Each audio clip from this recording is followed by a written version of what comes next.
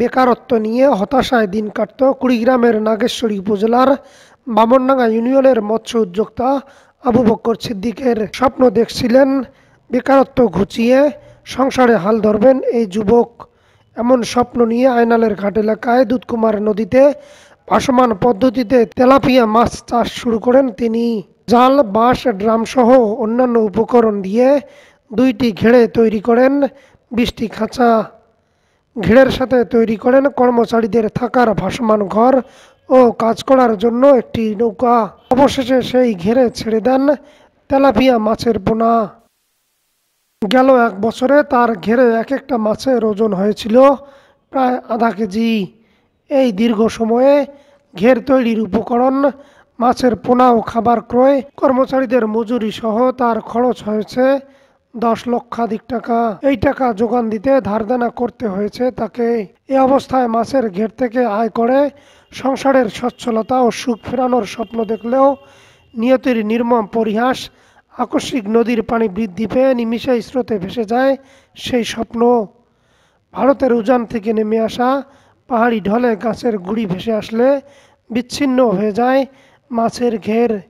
বের হয়ে যায় প্রায় সবগুলো মাছ। যা ছিল সেগুলো ঘোলা পানিতে মরে যাওয়ায় এখন নিঃস্ব হয়ে দিশেহারা হয়ে পড়েছেন এই উদ্যোক্তা।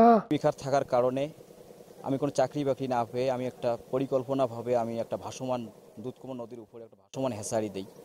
হেসারি দেওয়ার পর দীর্ঘদিন থেকে আমি 4-5 জন লোক বেতনভুক্ত রাখিয়ে মাছ চাষ করে আসতেছি। কিছু মাছ বিক্রি করার জন্য রেডি হয়েছিলাম, এক মাসের মধ্যে আমি বিক্রি করে ফেলবো। হঠাৎ করে পানি আসার কারণে আমার মাছগুলো নষ্ট হয়ে যায়। আবার জাল সহ মাছ চলে যায় 3000, 2টাই কেজি ছিল। আমি ব্যাপকভাবে ক্ষতিগ্রস্ত হয়েছি। আমার প্রায় 10 লাখের ঊর্ধ্বে ক্ষতি হয়ে গেছে। কর্মচারীগুলো বেকার এখন বসে আছে, আমিও তো বেকার আছি। আমি যুবক মানুষ, এখন কি করব? আমার তো এখন কোনো কিছু, আমি সব কিছু ভাঙি পড়ে গেছি। এই উদ্যোক্তা নিজে সহ ঘেরের প্রতিনিয়ত কাজ করত আরও 3 জন কর্মচারী। সেখানে কাজ করে সে আয়েই সংসার চলতো তাদের। এখন এই ভাসমান ঘেরের ক্ষতিতে কর্মহীন হয়ে পড়েছেন তারা। জাল মাছ কিছুই নেই, সম্পূর্ণ শেষ। এখন মনে করো যে আমরাও বেকার পড়িয়েছি, বসিয়েছি। এখন মনে করো যদি বিকল্প যদি আমার মহাজনক যদি করি দেওয়া যায় আপনার মাধ্যমে, তো করি দেন, তাহলে আমরাও সবাই মিলি করি খাই। যে ঢলটা আসলো, আসিয়ে যে 20-25টা খাসার মাছ একেবারে ড্রামের একেবারে হাতে সম্পূর্ণ বিচ্ছিন্ন করে ফেলাইলো। উজান থেকে যে ঢলটা নামে এসছে, গাছগাছলাগুলো আসছে, আসার কারণে স্রোতের কারণে এই এগুলা জাল ডালগুলো যা আছে আমাদের ছিঁড়ে চলে গেছে। কিছু মাছ আছে এখানে, সে মাছগুলো মারা যাইতেছে আর কি।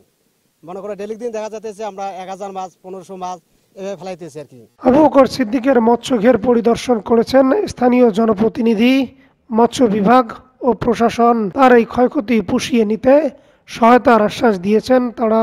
আমি সরকার কর্তৃপক্ষ লোকদেরকে বলবো যে তারা যেন একটু সহযোগিতার হাতটা বাড়ায় দেয় এবং আমরাও তার পাশে থাকবো ইনশাল্লাহ। বিষয়টি জানার পরে আমরা একটা ভিজিট করি এবং সেই উপলক্ষে একটা তদন্ত প্রতিবেদন করে ঊর্ধ্বতন কর্তৃপক্ষের কাছে পাঠিয়ে দিই। পরবর্তীতে যদি ঊর্ধ্বতন কর্তৃপক্ষ তাকে পুনর্বাসনের জন্য কোনো সহযোগিতা করেন, আমরা তৎক্ষণাৎ তাকে পৌঁছে দেব। এবং আমাদের একটা প্রকল্প চালু হচ্ছে, ইউনিয়ন পর্যায়ে মৎস্য চাষ প্রকল্প। এই প্রকল্পের মাধ্যমে আমরা ওখানে খাঁচায় মাছ চাষ প্রদর্শনী স্থাপনের জন্য চেষ্টা করব।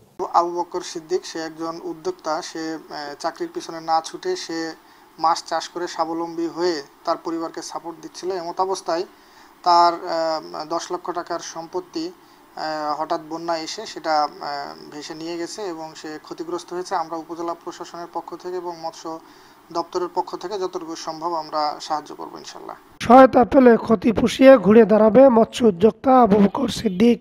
বেকারত্ব ঘোচানোর পাশাপাশি তার সংসারে ফিরবে সুখ ও সচ্ছলতা, মিটবে স্থানীয় মাছের চাহিদা, এমনটাই প্রত্যাশা স্থানীয়দের। হাফিজুর রহমান হৃদয়, ভোরের দর্পণ, নাগেশ্বরী, কুড়িগ্রাম।